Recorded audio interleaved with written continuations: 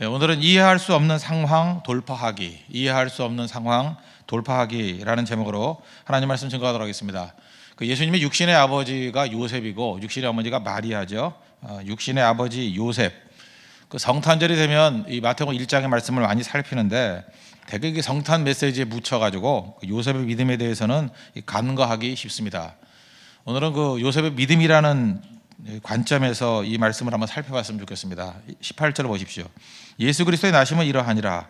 그의 어머니 마리아가 요셉과 약혼하고 동거하기 전에 성령으로 잉태된 것이 나타났더니. 요셉은 청년입니다. 청년이니까 결혼했겠죠. 청년이 어떤 처녀 마리아와 약혼을 했습니다. 이 당시만 해도 이 약혼이라는 것은 결혼과 같은 구속력이 있었습니다. 곧 결혼입니다. 우리 시간에 결혼했다, 이 얘기가 같다는 것입니다. 결혼하기 전에 우리 느끼는 감정이 있죠. 남녀지간에 느끼는 감정, 연애 감정, 뜨겁게 사랑하는 감정. 이게 사랑하는 사람이 생겼습니다. 설레임이 있죠. 눈만 감아도 보고 싶고 또 행복한 그런 감정이 생깁니다. 또 미래를 상상할 거 아닙니까? 이 사람과 결혼해서 미래의 자녀를 많이 낳고 멋진 아름다운 가정을 이룰 거야. 이런 상상이 없는 미혼의 남녀들이 어디 있겠습니까? 똑같은 미혼의 남녀였다는 것입니다. 그런 꿈이 있었다라는 거예요. 사랑의 힘은 굉장합니다. 사랑의 힘은 활력을 줍니다. 이렇게 성도들을 보면 우리 청년들을 특별히 보면 그렇습니다. 이렇게 우울해 있다가 이렇게 힘들어 있다가 이제 사랑하기 시작하면 얼굴이 피기 시작합니다. 어마어마한 활력이 생깁니다. 괴력이 생겨, 괴력이. 보통 때 멀미심에서 차 못하는 사람이 부산도 갑니다. 일주일에 2번도 갔다 오는 걸 봤습니다. 멀미가 사라졌대요. 체질이 변화돼 버립니다. 새벽에 못 깨는 사람이 있는데 자기 사랑하는 사람이 새벽에도 나오는 사람이 나오더라고요. 이걸 성령의 힘이라고 생각해야 되는지 남자의 힘이라고 생각해야 되는지 모르겠지만 하여튼 이게 나오게 됩니다. 그래서 우리가 이해 못하는 일들이 벌어져요. 그래서 이 사랑의 힘이라는 것은 어마어마하구나. 자기 자신의 인격으로 감당 못할 일도 사랑의 힘으로는 감당할 수 있구나. 이런 거 여러 가지를 느낄 수 있다는 것입니다. 무엇보다도 저 힘들고 고난이 와도야 이겨낼 수 있는 힘이 생깁니다. 사랑은 그런 거예요. 그냥 고난이 오는데 사랑하는 사람과 있으면 그게 기쁨이 되고 그게 어떻게 감사가 되고 그리고 또 힘든 줄 모르는 거예요. 힘든 줄 모르는 거죠. 그게 사랑의 힘이라는 것입니다. 요셉이 아마 그런 상태였을 것이다 이런 생각을 합니다. 근데 청천벽력 말 그대로죠. 마른 하늘에 벼락이 꽝꽝 쳤습니다. 그 여자가 임신을 했답니다. 자기는 손 한 번 제대로 잡아본 적이 없었는데 임신을 했답니다. 충격이죠. 그것도 저도 남자니까 한번 생각을 해보십시오. 다른 남자를 사랑해서 그렇게 됐다 그러면 오히려 받아들이기 쉬울 거예요. 납득이 되잖아요. 근데 무슨 알아듣지도 못할 소리를 합니다. 성령으로 잉태됐대요. 여러분 이해되십니까? 성령으로 이해됐답니다. 이제 잉태됐대요. 이거 미치는 거죠. 미쳐야 되는 겁니다. 이 상황이라는 거예요.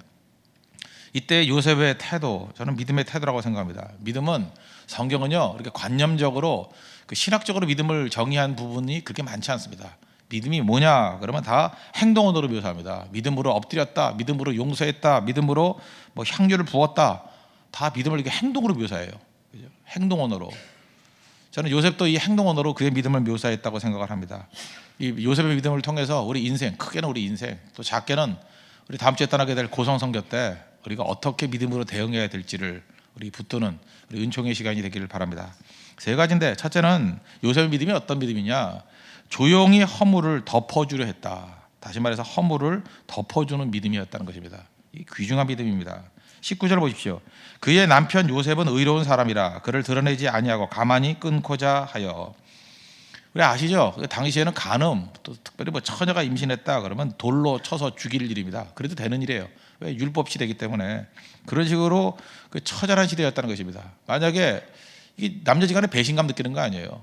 만약에 요셉이 보복심을 가지고 있다 그러면 얼마든지 몇 마디만 해도 돌로 쳐서 죽일 수 있는 그런 상황이 된다라는 것입니다. 폭로하고 또 그것도 아니라면 망신 주고, 그죠? 어떤 때는 사회적으로 매장시키고 얼마든지 할 수 있는 거라는 거예요. 그런데 마리아를 고통스럽게 하지 않았다는 것입니다. 우린 그러죠. 용서는 하는데 시시비비는 가린다. 시시비비 가린다고 하는 내용은 뭡니까? 정죄죠. 시시비비를 가리면 죽는데요. 그런 상황이잖아요. 이거 시시비비 가리면 죽는 거 아닙니까? 우리 중요한 건 뭐냐면 인생이 뒤끝이 좋아야 됩니다. 헤어지고 난 다음에 뒤끝이 참 좋아야 되는데 그렇지 못한 경우가 참 많은 것 같아요. 베드로전서 4장 8절 보니까 무엇보다도 뜨겁게 서로 사랑할지니 사랑은 허다한 죄를 덮느니라. 결국은 폭로한다는 건 뭐냐면 사랑이 없다라는 거예요. 사랑은 허다한 죄를 덮느니라. 왜 덮죠? 그게 살려주는 길이기 때문에. 물론 그런 게 있습니다. 우리가 다시 건강하게 거듭나기 위해서 그죠? 그를 갖다 이렇게 징계하고 채찍질하는 것에 의해서 이렇게 징계하는 것도 있겠죠. 근데 우리 하나님이 아니잖아요. 참 조심스러워야 됩니다. 그걸 통해서 살리는 길인가 죽이는 길인가. 우리 대개 정의를 내세워서 죽이는 길로 가죠. 근데 살리는 길은 뭐냐? 허다한 죄를 덮는 것이다. 그러니까 덮어주는 게 사랑이라는 거예요. 여러분 세상에서는 뭐 세상 구조가 그렇지 않습니까? 다 폭로하고 다 공격하고 때리고 그러잖아요. 교회는 그리스도의 사랑이 있는 것 아닙니까? 다른 걸 체험하는 거 아니에요. 어딜 가나 정죄하고 공격할 건데 이 공동체에 오니까 덮어주더라. 진짜 덮어주네. 진짜 덮어주네. 이걸 느끼는 순간에 변화된다는 거예요. 가정이 그렇지 않습니까? 가정이 우리 뭐 허다한 죄를 덮는 게 가정 아니에요? 가정에서는 우리 허물 다 얘기 안 하잖아요. 밖으로는 물론 그 안에다 다 처리하는 거지. 사랑이 있기 때문에 그렇습니다. 뭐 여러분 동네 당뇨에 떠들면서 우리 아버지 어저께 뭐 주사로 일해서 힘들었다 뭐 이런 거 떠드는 거 봤어요? 어머니가 바람나서 나갔다가 2달 만에 돌아왔어 이렇게 떠드는 사람 봤어요? 없잖아요. 그건 속이는 게 아니죠. 덮는 겁니다. 덮는 거. 그래서 그 안에서 소화가 되어가는 거죠. 그게 사랑이라는 것입니다. 창세기 9장에 보면 노아의 세 아들 나오죠. 특별히 함 아버지가 뭐 포도주 먹고 뭐 옷 벗고 그랬잖아요. 그럴 때 그는 뭐 얼레걸러리 하면서 이렇게 폭로했죠. 그랬더니 그가 당했던 일이 무엇입니까? 술이 깨어서 그 작은 아들이 자기에게 한 일을 알고 저주했죠. 저주를 받아 그의 형제들의 종들의 종이 되기를 원한다. 잊지 마십시오. 여러분들 그 허물답지 아니하고 폭로하고 이런 사람 나중에 종들의 종이 됩니다. 그건 항상 성경의 원칙이라는 거예요. 그죠? 근데 요셉을 보십시오. 요셉을 향해서 지금 뭐라 그래요? 의로운 자다. 그렇게 정의 내려놓고 그 다음 나오는 의로운 이유가 뭐냐? 보라는 거예요. 그를 드러내지 아니하고 가만히 끊고자 했다. 그게 의로움이라는 거예요. 의로움. 하나님이 귀하게 여기셨다는 것입니다. 우리 인간관계 속에서도 말하는 것보다 말하지 않아서 해결될 문제가 훨씬 많습니다. 이번 선교 가서도 마찬가지입니다. 우리가 보면 허물들이 드러나잖아요. 보통 때 이렇게 가면 쓰고 나오는 게 많지만 하루 종일 잠자리까지 그것도 3박 4일 정도 지나면요 다 보입니다. 그 쇼하기가 쉽지 않아요. 3박 4일 동안 쇼하기가. 되게 중간에 오시는 분들은 쇼하는 능력이 2박 3일 있는 분은 2박 3일에 오실 거고 그죠? 되게 그런 분들이 있어요. 나는 1박 2일 이상 쇼를 못해. 그러면 1박 2일 오시는 그런 사람도 있을 거라고요. 그게 좀 깨져야 되는데 그죠? 그게 깨지려고 그러면 이렇게 다 드러난다고요. 드러나게 되면 그때에 우리가 해야 될 일이 뭐예요? 그거 말한다고 해결되는 게 아니에요. 오히려 기도해주고 허물을 덮어주게 될 때에 해결되는 문제가 훨씬 더 많다는 것입니다. 여러분들 의로운 사람 되십시오. 누가 가든지 간에 그 사랑의 보자기가 되어서 저 사람 옆에 가면 모든 허물과 연약함들을 가려주는 사람이야. 그게 믿음이라는 거예요. 믿음. 요셉의 믿음을 갖는 하나님의 거룩한 종 되기를 바랍니다. 두 번째는 이해할 수 없는 현실적인 시험을 말씀으로 이겼다는 거예요. 말씀으로 이기는 믿음이 있었다는 것입니다. 여러분 세상의 일들 100% 이해됩니까? 살아보셨습니까? 이해가 돼요? 세상 일이 다 이해가 된다 그런 게 어디 있겠습니까? 100세의 아들을 낳았다 이해돼요? 성경을 보니까 그의 아내 사라는요 경수가 끊어졌다. 뭐 알잖아요. 생기가 끊어졌대요. 생기가 끊어진 여자가 어떻게 애를 낳아요? 그거 거짓말입니까? 나왔다는 거예요. 그거 무슨 얘기예요? 기적도 존재한다는 거죠. 그래서 세상의 많은 일들은 그죠? 이게 개연성에 그럴 것이다. 그렇지만 100% 맞는 거 아니에요. 우리 인생도 마찬가지입니다. 100%뭐 딱딱 떨어지는 그런 일들이 다 있는 게 아니라는 것입니다. 생각지도 못할 일들이 벌어질 수 있다는 거예요. 이해되지 않는 일들이 벌어집니다. 의인의 고난 대표적인 거죠. 여러분 뭐 죄 안 짓고 능력 있게 하나님 앞에 말씀대로 살아가면 뭐 아무 고난이 없을 것 같습니까? 그렇지 않아요. 함부로 해서 말하는 게 아니라는 거예요. 그 미숙한 사람일수록 초창기에 정답을 던져요. 정답으로 세상을 사는 게 아닙니다. 정답은 다 알아요, 우리도. 근데 그 말 함부로 하는 거 아닙니다. 쭉 깨닫고 난 다음에 그래서 그게 왜 정답이 되는지를 깨달을 때 한마디 하는 것과 왜 정답인지도 모르고 정답말을 달달달 외워서 말하는 거는 전혀 다르다는 거예요. 그래서 초창기 때 정답을 말하면 상처가 되는데 다 같이 고난을 겪고 난 다음에 이해가 되고 난 다음 정답을 말하면 은혜가 됩니다. 함부로 정답 말하지 마십시오. 뭐 그렇게 문제가 있으면 뭐 기도해야 되는데 뭐 이러고 그거 하지 말아요. 어떤 승질 날 때 있어요. 그럴 때 알아요 그거? 틀린 얘기 아니에요. 누가 기도해야 되는지 몰라요. 근데 뭐 문제가 딱 생기니까 기도가 없어서 그래. 죽이고 싶죠 그럴 때 그죠? 누가 몰라요 그거? 그러나 모든 과정을 다 겪고 난 다음에 역시 하나님께 매달려 기도할 때 그것이 능력이 되는구나. 그럼 같이 고난 겪고 다 깨우치고 난 다음에 모든 퍼스펙티브가 다 드러나고 난 다음에 하는 고백이 돼야 된다는 거예요. 그럼 은혜가 됩니다. 덕을 기르십시오. 이게 참 중요하다는 거예요. 여기 문제가 있을 때 1장 20절 보니까 참 하나님이 고마워요. 이 일을 생각할 때 주의 사자가 현망하여 가로되 이르되 다윗의 자손 요셉아 내 아내 마리아 데려오기를 무서워하지 말라. 하나님은 우리가 고민의 현장에 있을 때 그 고민의 현장을 찾아오신다는 거예요. 그 참 좋은 거죠. 내가 고난당하고 어려움당할 때 우리를 버려두는 게 아니라 이렇게 고민 가운데 빠져있는 딜레마에 빠져있는 요셉에게 찾아오셨어요. 찾아오셔서 뭐라고 얘기합니까? 딴소리 안 해요. 난 이게 참 좋다고 생각해요. 여러분 삶 가운데 어려운 문제가 생기잖아요. 그러면 그때는 그냥 그 정법대로 나가세요. 바른 길로 그냥 원칙대로 나가는 게 제일 좋아요. 어떤 사람이 관계가 이렇게 깨지고 막 그러면 가가지고 그냥 까놓고 얘기해요. 내가 잘못했다고 미안하다고 우리가 다시 회복되길 원한다고 그 정도. 잠깐 피해가지고 뭐 남에게 뭐 쪽지 전해주고 뭐 한 사람 다리 건너가지고 그런 뜻이 아니었다.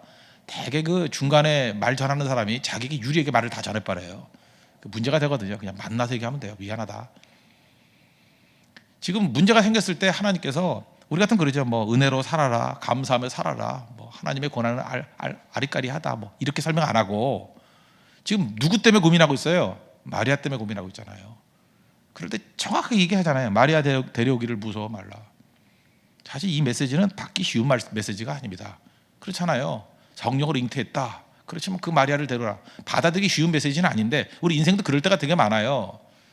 받아들이기 쉬운 메시지는 아닌데 명확한 메시지가 있어요. 받아들이기 쉽지 않다니까요. 뭐 어떤 사역자라 그러면 지금 뭐 준비는 국내 선교만 뭐 준비했는데 갑자기 해외 선교사로 나가라. 그런 명확한 하나님의 메시지가 왔다고 한번 합시다. 그런 사실 받아들이기 쉬운 메시지는 아니에요. 근데 그 메시지가 너무 명확할 때도 있어요. 그런 인생의 딜레마가 있거든요. 쉽지 않은데 명확해요. 그럴 때 그 길 따라가야 된다는 것입니다. 혼돈에 대해서 하나님께서는 명확하게 해답 줄 때가 있다는 거예요. 여러분 인생 한번 살아보십시오. 지금도 여러분 혼돈 가운데 있는 성도들 계실 거예요. 뭐 이것저것 이래야 되나 저래야 되나. 그럴 때 하나님 앞에 예배 드리면요. 예배 드릴 때 주의 성령께서 반드시 여러분에게 명확한 지시를 줍니다. 근데 받아들이기 쉬운 말씀은 아니에요. 근데 혼란 중에 그 혼란을 벗어날 수 있는 길, 그걸 돌파하는 길이 뭐냐? 받아들이기 쉽진 않지만 명확한 하나님 말씀 그걸 붙들고 돌파하면 반드시 승리한다는 것입니다. 마리아 데려오기를 두려워하지 말라. 그거예요. 마리아 데려오기를 두려워하지 말라. 그게 답이라는 것입니다. 그러면서 그에게 격려의 메시지 두 가지를 주는데 두 가지 단어가 뭐냐면 예수와 임마누엘이에요. 너 아들 낳을 건데 성령을 잉태한 아들이다. 근데 그 아들의 이름이 예수다. 그리고 그 아들의 이름이 임마누엘이다. 자, 이거 격려의 메시지라고 생각합니다. 우리에게도 이 똑같은 예수와 임마누엘이라는 하나님의 그 격려의 메시지를 준다고요. 받아들이기 어려운 메시지지만 이길 수 있는 힘은 예수와 임마누엘이다. 예수란 뜻이 무엇입니까? 21절 아들을 낳으리니 이름을 예수라 하라. 이는 그가 자기 백성을 그들의 죄에서 구원할 자이심이라 하니라. 예수란 이름의 뜻은 뭐냐 하면 구약성경에 나오는 여호수아, 호세아 선지자 다 이름이 똑같은 거예요. 예수, 여호수아, 호세아. 그 구원자라는 거, 구원자. 백성을 구원하는 자. 예수님의 이름도 구원자라는 거예요. 예수 이름에 구원의 능력이 있다는 것입니다. 예수 이름에 능력이 있어요. 예수의 이름에 능력이 있다고요. 어떤 그 어널리스트가 그런 걸 썼더라고요. 여러분들은 이해를 못할지 모르지만 이 설교가 쉬운 게 아니거든요. 괜히 또 죽는 소리 하나 아침부터. 설교 30분 하는 것과 설교 30분 하는 것과 육체 노동 8시간이 똑같대요. 에너지 소모가 똑같대요. 여러분들 보면 그 설교 처음 하시는 분들 올라와서 땀 뻘뻘 흘리고 막 그런 거 보면 뭐 있는데 저러나 뭐 조명이 센가 뭐 이럴지 모르지만 그 압박감, 집중력 뭐 그다음에 사전에 준비한 것들 다 합쳐면 8시간 막노동한 것보다 더 에너지 소모가 클 수도 있대요. 그렇게 분석을 했더라고요. 그러니까 이게 어마어마한 거죠. 설교라는 게 쉽지가 않아요. 왜냐하면 이 지성만 갖고 되는 거 아니거든. 책만 읽었다고 되는 것도 아니고 또 기도만 많이 한다고 되는 것도 아니고 이게 뭐 다 섞인 거예요. 종합적인 거거든요. 기도도만 영적으로도 살아 있어야 돼. 지성도 살아 있어야 되고 또 어떤 때는 이 교감이라는 거 있죠. 교감, 레포. 성도와 이게 교감이 되는 그 순간이 또 있어요. 현장의 교감. 그게 뭐 한두 가지가 아니에요. 돌발 사태 막 그죠? 애들이 울고 정신 나간 성도들이 막 휴대폰 울리고 막 이럴 때 막 정신 혼미해져요. 도대체 이걸 어떻게 반응해야 될 것인가? 이게 뭐 혼자 막 만감이 교차해요. 이게 마귀의 역사인가, 뭐 실수인가, 참아야 되나 말해야 되나 뭐 이러다가 또 잊어버리고 막 이럴 때가 있거든요. 쉽지 않다고요. 종합적인 거예요, 굉장히. 그런데 설교에 슬럼프가 오거든요. 너무너무 힘들 때 어떻게 해야 되느냐. 나는 그 어떤 목사님 하신 말씀이 참 재밌다고 생각을 해요. 자기들께 말씀을 증거할 때마다 너무 번아웃되고 힘들 때 살아나는 길이 있다는 거예요. 그때 어떻게 하느냐? 예수님을 부른대요. 자기는 10번 정도 부른대. 텀을 좀 두고 예수님, 예수님, 예수님. 한번 3번만 해볼까요? 다 같이 시작. 예수님, 예수님, 예수님. 이렇게 부르면 가슴이 벅차오른대요. 진짜 그래요. 가슴이 벅차오른대요. 그리고 예수님의 이름에 능력이 있대요. 다시 힘이 생기고 초점이 맞춰지고 그죠? 다시금 능력이 생긴다는 거예요. 성교 현장에 가가지고 너무 번아웃되고 너무 힘들고 그럴 때마다 그냥 뭐 같이 해도 좋지만 그냥 혼자 해보세요. 예수님. 그리고 또 참고 있고 예수님. 아까도 이렇게 방정맞게로 빨리 했는데 좀 천천히 하세요. 예수님. 좀 터울이 있어요. 자기만의 리듬 가지고 날마다 하라고요. 한 10번 정도 부르면 주술이 아니에요. 주님께 초점 맞추는 거죠. 근데 묘한 게 뭐냐면 예수님의 이름에 능력이 있어요. 예수님이 너무 기니까 우리 한국 사람들 그 이상한 뭐 한탄 비슷한 게 있죠. 주여. 나 그건 너무 졸려서 치는 것 같아요. 그죠? 예수님 부르세요. 예수님. 그거보다 주님 찾는 거죠. 주님. 그럴 때 그 이름에 능력이 있다는 것입니다. 사도행전 2장 21절에도 분명히 말씀했죠. 누구든지 주의 이름을 부르는 자는 구원을 받으리라. 주님의 이름에 능력이 있습니다. 그래서 어려운 위기 순간마다 여러분 인생에 위기 순간이 오잖아요. 그때마다 잊지 말라고요. 예수님 부르십시오. 예수님, 예수님. 예수 이름에 능력이 있기 때문에 그래요. 혼란스러운 요셉에게 예수라는 이름을 주셨습니다. 또 하나가 뭐예요? 임마누엘이죠. 임마누엘이 뭐예요? 함께한다. 하나님이 함께하신다. 그런 뜻이죠. 그 무슨 얘기입니까? 더 쉽게 얘기하면 떠나지 않겠다. 내가 너를 떠나지 않겠다. 최고의 사랑의 표현이 무엇입니까? 결코 떠나지 않겠다 그거죠. 우리 감정적으로는 좋을 때도 있고 약간 뭐 식을 때도 있고 그렇지 않습니까? 감정을 근거로 하면 안 되죠. 감정을 근거로 하면 뜨거웠다 차가웠다 그러잖아요. 근데 결코 떠나지 않겠다. 사실 결혼 서약이 뭐예요? 결혼이 뭡니까? 결혼이 왜 좋죠? 뭐 안 좋은 분들이 많은가 보네. 반응이 하나도 없네. 결혼이 왜 좋죠? 연애는요, 감정이 좋을 때는 만났다가 감정이 식으면 안 만났다가 연락도 안 하다가 이러잖아요. 그러니까 아슬아슬한 거예요. 결혼은 뭐예요? 감정의 업앤다운과 관계없이 항상 같이 있겠다는 거예요. 그래서 결혼이 무서운 거예요. 그게 임마누엘이에요. 결혼이 내용이 임마누엘이라고, 함께 하겠다고. 교회가 왜 무서운지 알아요? 교회는 그거예요. 감정이 좋든 나쁘든 난 여기 떠나지 않겠다. 같이 있겠다. 너와 같이 있겠다. 그게 동역자예요. 그래서 그 교회 공동체에서도 이게 좀 미숙한 동역자들의 특징이 뭐냐면 뭐 삐지면 안 나오고 뭐 이런 사람들 있죠. 그건 아직 멀어도 한참 먼 사람이에요. 그 기초가 안 돼 있는 거거든요. 무슨 얘기냐면 동역자 의식이 없는 거예요.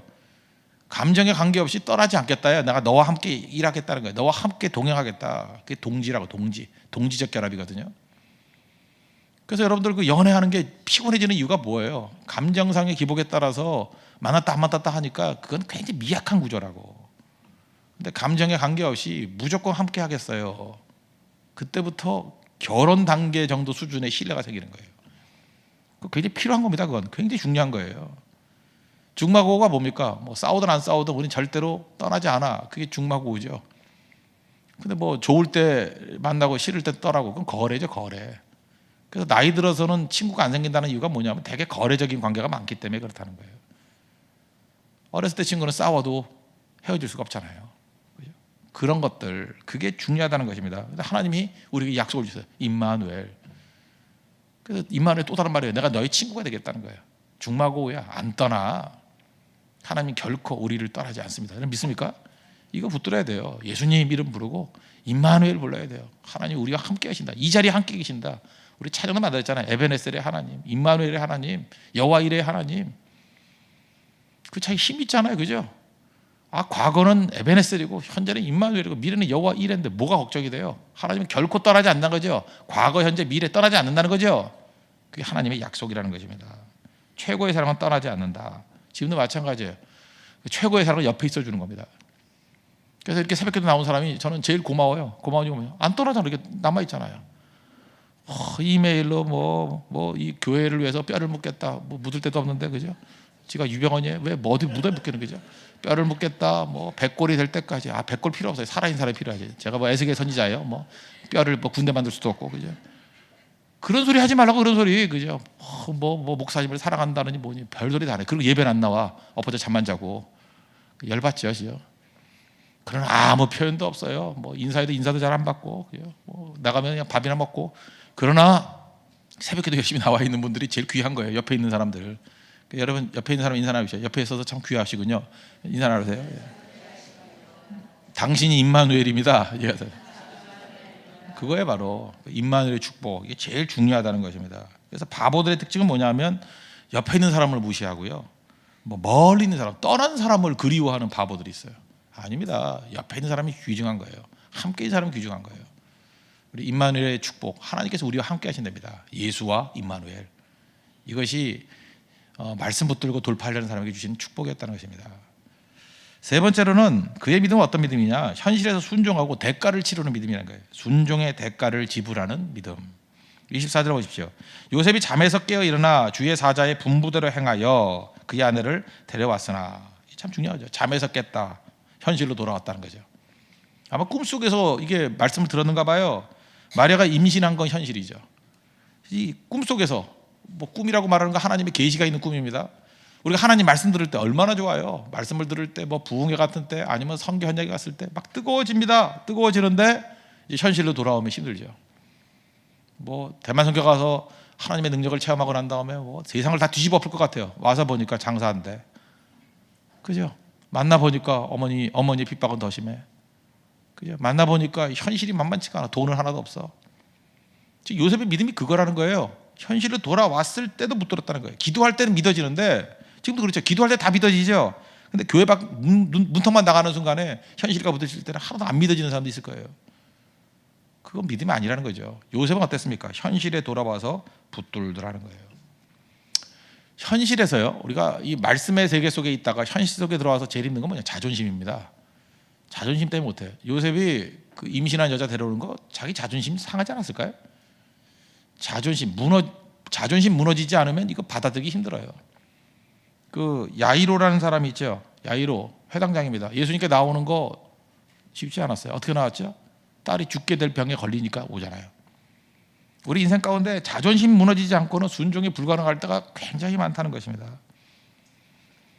제가 아는 뭐 어떤 도격자 중에 한 사람은 그런 사람이 있어요. 그 사람은 내가 볼 때 뭐 왜 그러는지 모르겠어요. 왜 그러는지. 그 너무 사람이 숫자가 적게 모인 데는 가서 설교 안 하려고 그러는 사람도 있어요.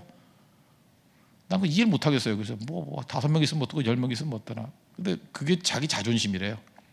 내가 그 정도 수준이 아닌데. 그래서 난 잘 모르겠어요.